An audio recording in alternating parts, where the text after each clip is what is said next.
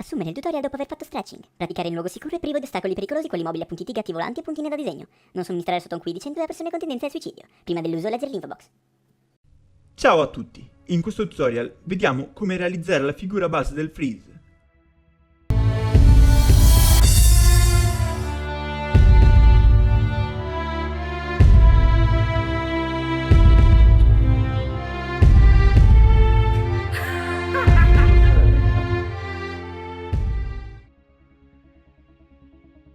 Innanzitutto, specie se abbiamo il livello di allenamento di un fermacarte, è fondamentale sciogliere i polsi nel modo che preferiamo, perché subiranno moltissima pressione e bisogna prepararli a dovere.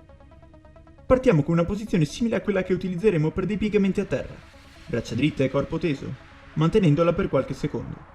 Una volta abituati, possiamo spostare il peso dalla pianta dei piedi alle punte delle dita, per abituare il corpo a distaccare i piedi da terra.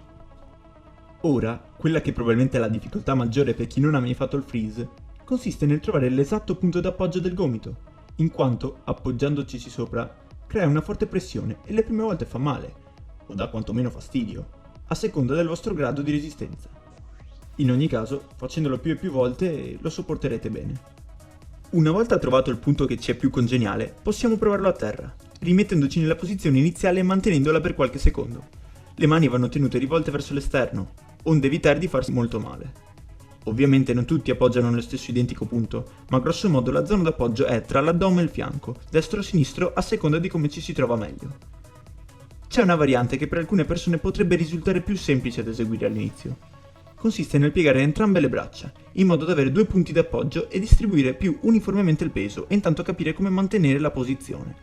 Possiamo anche spostare in avanti il corpo, inarcando la schiena per tenerci appoggiati con la testa al pavimento. Consigliato comunque un materassino. Uno dei metodi possibili per abituarsi alla posizione del freeze consiste nel toccare terra col lato dei piedi prima di passare alle punte, ripetendo l'operazione più volte. Da 4 appoggi poi passiamo a 5, mettendo anche la testa a terra, rivolta in direzione del braccio libero, e di nuovo manteniamo la posa. A prescindere dal modo che si usa, una volta che appoggia la testa sul pavimento, se la posizione è corretta lo sapremo, perché tenderemo a spoggiare col culo. Un altro possibile metodo per impratichirsi consiste nell'usare 3 appoggi. Stando sulle braccia portiamo in alto alternatamente una gamba e poi l'altra, per sentire meglio come il peso si sposta sugli arti superiori. Ora passiamo alla seconda parte, quella più aerea. È assolutamente da evitare il gesto, per molti naturale, di spingere di colpo le gambe verso l'alto nel tentativo di sollevarle da terra. Dare colpetti del genere, senza avere il peso correttamente spostato dalla parte del busto, fa sì che come salgono in fretta le gambe piombino a terra altrettanto velocemente. Questo non porta a nessun miglioramento, quindi è una perdita di tempo. Hai battuto la testa per Sì, fare non l'ho fatto volontariamente. Ho sentito Proprio perché è un metodo di merda tra l'altro per farlo. Il modo migliore è quello di far scivolare leggermente in avanti la testa, perché spostando il peso dal busto in su, ci accorgeremo che la parte posteriore del corpo tende a sollevarsi da sé. A questo punto diventa solo questione di pratica migliorare la durata della posizione e l'elevazione delle gambe.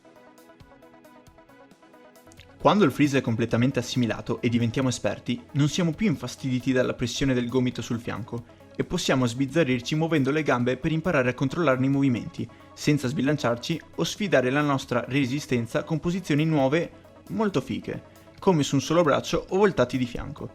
Ma questa è un'altra storia.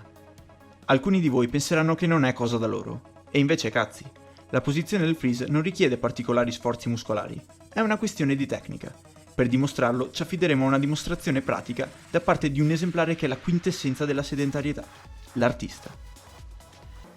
Mi chiamo Max, faccio l'illustratrice e per questo sono totalmente inadatta a questa cosa.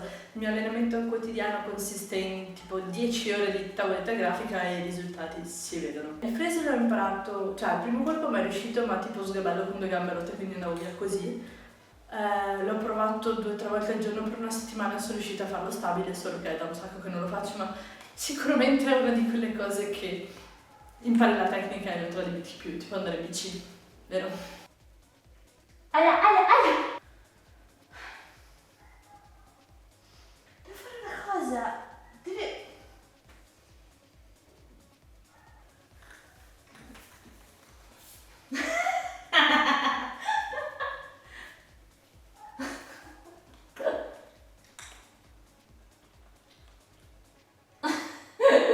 Ok, in teoria è un freeze, però pensate quanto è più figo se imparate a fare delle cose anche non difficilissime, però tipo se siete sovrappeso, non avete il fisico di The Rock e le fate di punto in bianco, la gente non se lo aspetta da voi, è molto più figo. Comunque iscrivetevi a Priceless Calisthenics se volete diventare più forti di me, che è uno slogan un po' pifero, però va bene, di sicuro diventate più forti di me, questo è poco ma sicuro.